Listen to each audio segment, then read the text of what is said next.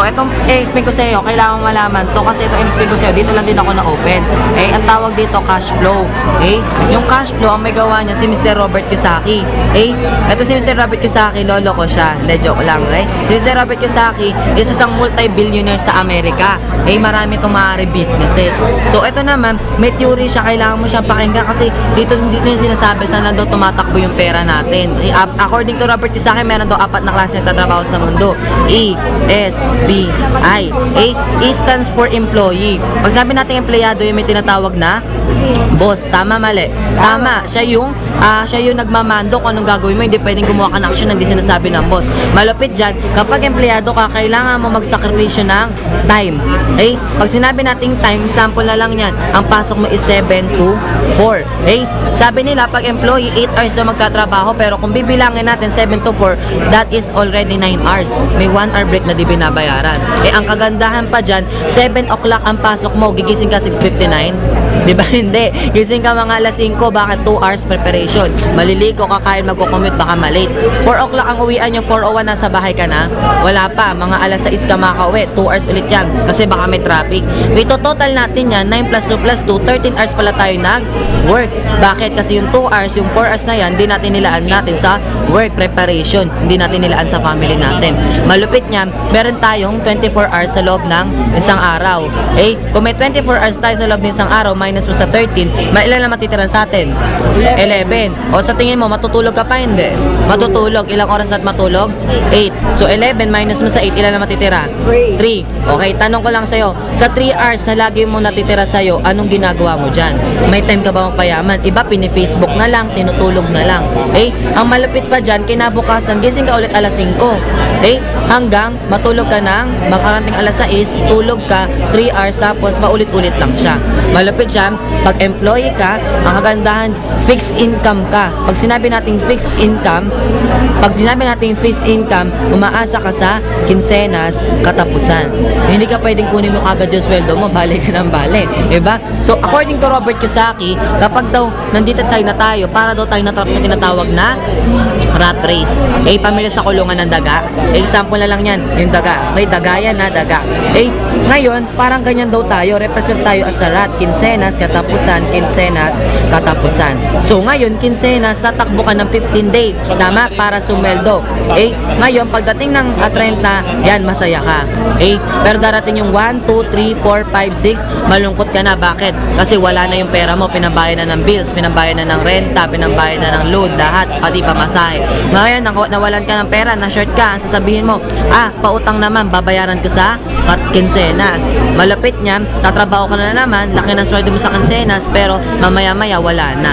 So, paikot-ikot lang siya, di natin namalayan, tatagal tayo dyan, no wonder. Meron na isang kapatid, 6 years na sa work, wala pa rin ipon. Kasi nandito siya tinatawag na rat race. So, meron pa, isa, sabi ni Robert Kiyosaki yung S. Ano yung S? S stands for self-employed. Pag sabi natin self-employed, yun yung mga professional. Yung doktor, attorney, artista, example na lang yan. Isa mga self-employed, wala silang boss. Ang asa nga lang dyan, tinatawag sila no work, no pay. Pag sinabing no work, no pay, kapag di sila kumilos, wala silang kikitain. Example, doktor, nagbukas ng clinic. Nagbukas ng clinic. Ngayon, si doktor, kapag nagbukas ng clinic, may kita. Kapag pag nagsara, may kita pa ba? Wala na. O paano nangyari? Example, attorney, pag may kaso, may kita. Pag walang kaso, may kita pa ba? Wala na. Paano pag nagkasakit yung dalawa? Tanong, sinong bubuhay sa pamilya? Wala.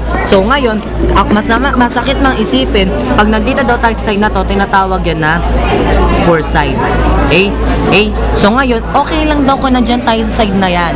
Wag lang daw tayo magtatagal. Hanggat may opportunity, may pagkakataon, talon tayo sa side na to. Ano ba yung side na to? Side na to, ito yung rich side. Pag sinabi natin rich side, nandiyan napapabilang yung mga B. Ano ba yung B? Businessman yan. May maaari ng negosyo. In short, sila yung boss. Bakit? Kasi dyan tayo tatrabaho sa mga boss or businessman. Paano ba sila napabilang sa rich side? Kasi ina-apply daw nila yung tinatawag na law of leverage. Meron sa law of leverage? Hindi, di ba? Pag sinabi nating law of leverage from the root word lever, ibig sabihin mapagaan. Example niya, pulley. Imbis na tatalon ka sa balon para makakuha ng tubig at akyat ka, kagat-kagat mo yung balde, from the use of pulley, makakuha ka na hindi ka tumatalon sa balon. Example na lang, elevator. Imbis na umakyat ka sa MRT, sakay ka na lang ng elevator, di ka pa mapagod. So, ibig sabihin, ina-apply daw ng mga business yung law of leverage. Ibig sabihin, napapagaan nila yung work. And then, ina-apply din nila yung tawag natin na duplication. Pag sinabi natin duplication, duplicate yourself through others. Best example ng businessman, sino lang si Mr. Henry C. May-ari ng Robinson, SM. Si Mr. Henry C, siya yung may-ari ng SM. Businessman ba siya o empleyado? Businessman. In-apply niya yung law of leverage duplication. Nag-hire siya ng 3,000 employee sa loob ng SM. Sa 3,000 na yan, may tagi 8 hours yan, di ba? So, automatic si Henry C may 24,000 hours. Normal ba?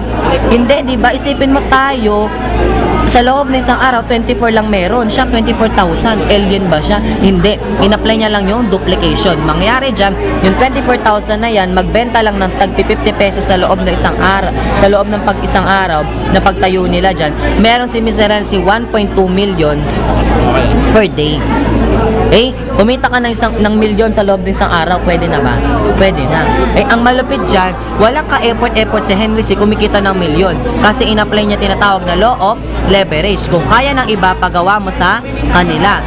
So kapag successful ka na daw dito, talon ka sa isang site. Ano ba isang site? I stands for investor. Pag sinabi nating investor, yan yung pinakamasarap na part ng buhay natin. Kasi hindi mo na kailangan mag-work. Ang tawag kasi dito, money works for you. Example, may 50 million ka. Si Manny Pacquiao ba may 50 million? Sabihin natin si Manny Pacquiao may 50 million. Pag nilagay niya yan sa bangko, in-invest niya, may 1% per annum yon. Tutubo yung 50 million na 1%, may 500,000 siya per year. Per year, tanong mo, may ginagawa ba si Manny Pacquiao? Wala, nag-invest lang siya, pero yung pera na yung kumikita para sa kanya. Ang tawag dyan, LOI. Sabi natin LOI, living on interest. Hindi mo na kailangan magtrabaho, yung pera na nagtatrabaho sa'yo. So, bakit ko ito pinakita sa'yo? Para at least alam mo kung saan ka dapat kailangan mapabilang. Kung gusto mo umasenso, kung ayaw gusto mo ng time freedom, kasi nalaman ko lang dito, kapag nandito ka sa side na to, unang-unang makakaroon ka ng time freedom. May kalayaan ka kung saan mo mapili. Eto ba si boss ba may kalayaan kung anong oras siya gusto gumising? Meron, di ba? Si empleyado, wala. Kailangan gumising na maaga. Eto naman si investor, kahit gusto niya kung kahit di siya magtrabaho, may kikitain siya. Malupit dyan, magkakaroon ka pa ng financial freedom.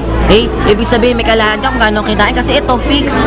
Diba? Fix, ibig sabihin di sila kailangan magano. Pag sabi nila gusto, boss, gusto ko kumita ng 50,000. Okay, gusto mo kumita ng 50,000, mag-resign ka na, bigay ko sa'yo bukas. Diba? Pero sila, kahit gano'ng kalaking kita nila, magagawa nila kasi nandito sila sa rich side. So ngayon, ang good news dyan, ang pag-uusapan natin, more on business. Okay na ba pag-uusapan natin rich side? Okay lang, no? So, explain mo na dito.